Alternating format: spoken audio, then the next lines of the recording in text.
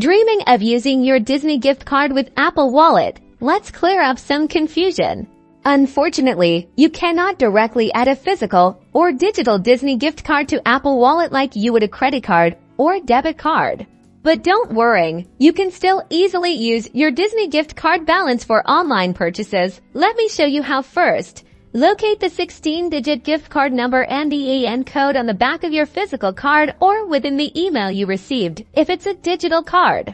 These are crucial for redeeming your gift card. Next, head to ShopDisney.com or the official Disney website where you're planning to make your purchase. When you get to the checkout page, look for the gift card payment option.